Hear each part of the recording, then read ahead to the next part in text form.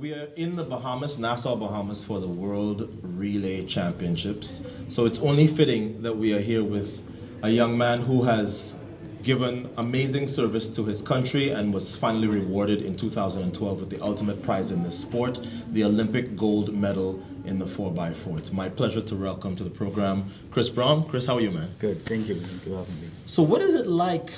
You are used to traveling to different places around the world to run, and now the entire world is in Nassau, in your backyard for this. Is this a special feeling here? It is.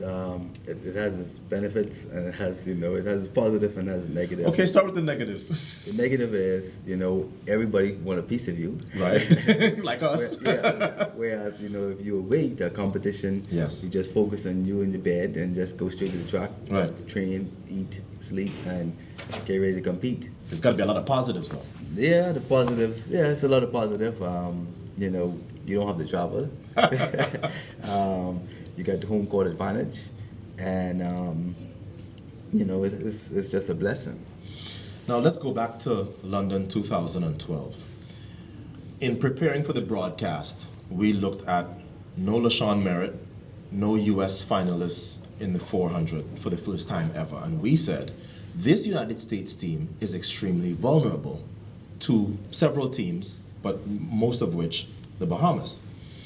Did you guys go into that race feeling like, okay, we know how track athletes talk. Well, we have to focus on everybody. We don't want to single out anybody. Or did you guys really have a sense of, listen, we may not get an opportunity like this again, and we have to seize it? Well, to be honest, we knew from Daegu we had an opportunity and a chance at it. So the year before? Yeah. Well, 2011. Yes. And because of the one or two bad calls from the coaching side, we blew our chance. Then at least we thought we blew our chances, and it actually went in our favor, because had we beat them in Daegu, they might have seen you coming. Yeah, they would have seen us coming for London, and I would prefer to get the W in London than in Daegu, because I've got. You have World Championship medals galore. So we knew we were ready. All the guys were in great shape and great form, and I told the guys, look, this is an opportunity of a lifetime. You could walk away being a silver medalist again from Beijing, or you could walk away with nothing in your hands, or you could just get hungry and go straight for the goal and just attack and be ready to come home with some serious hardware, which will set you up for the rest of your life. And, right. I guess once they saw the vision, everything else was history. Now, was the chemistry on that team such that you were the de facto leader and everybody was sort of looking to you? Because you have been in that spot so many times, and you ran with a bunch of guys who had never been in that sort of Olympic pressure cooker like that before, where you're not only in the Olympic final, but you're the favorite. What was your role, like in the call-up room and in the village? Did you get a sense of you have these younger guys who are kind of looking to you for leadership? Definitely. Every new guy that comes on the team, is almost like you got to break them in. Younger guys come in with this hype energy, and they want to walk around, see who they can see, and just be all over the place. And for me, I have to make sure that my job is to basically give them that guidance to say, hey, don't get caught up in seeing the big names and hearing the big names, or being around the place and trying to see who you can see, but to actually focus on coming to do what you're supposed to do. So some of the guys were a little upset because they want to. This is their first time, of course, and they looking like Chris, acting like he's daddy or granddaddy, or whatever the case may be. But I said, look, in the long run, it's going to benefit you more. You can come here and say your first Olympic Games, you just made the finals, or you can come here your first Olympic Games and go home with a gold medal. Right. The choice is yours. Now, if you want a gold medal, you come over here. If you want to go home with just saying you was an Olympian, then you go over there. Right. And once that was said and done, majority of the guys gravitated towards this, and some of the guys, their mind was still not focused and ready, but it showed the younger ones who were coming behind that these guys on a different mission. We get up, we eat, we train, we hold conference calls. We a brotherhood that if something is bothering one of them, we all know, yes, and we get rid of the whatever it is before we step on the track, whether it's even to practice or compete. We get rid of that before we start, and that's how we gel together, and chemistry is always right. Now, one of the things that I think is unique to you is that, we talked about the fact that you've had such a long career. When you look back, when you started in this sport, Did you have some specific goals, or did you feel like, look, I want to do as well as I can every year? Or did you feel like, yeah, I want to win an Olympic gold medal for Bahamas. I want to run under 45 or under 44. What were your specific targets? Well, I really didn't set no targets for myself. Really? I really didn't. It was all about the excitement of competing and representing.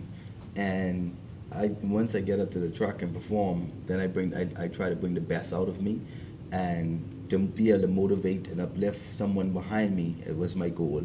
And so once I get on the track, my goal was always to get top 3 positions. And if that don't happen, then I'll take whatever role, whatever I get. Mm-hmm. But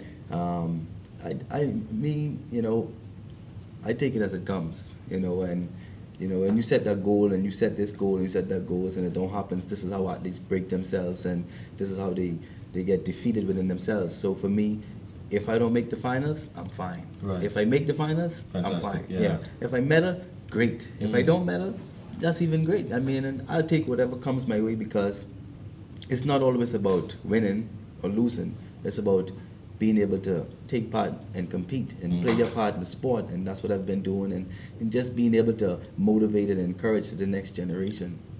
You've always embraced your role as a role model to young people, not just in this country, but in this region. So I want to give you a chance now to sort of talk directly to them. There are a lot of young kids in this region of the world and around the world in general who, they want everything very, very quickly, and they want this, I call it the lotto generation. I want to have all of those things. I just don't want to do the work that's involved.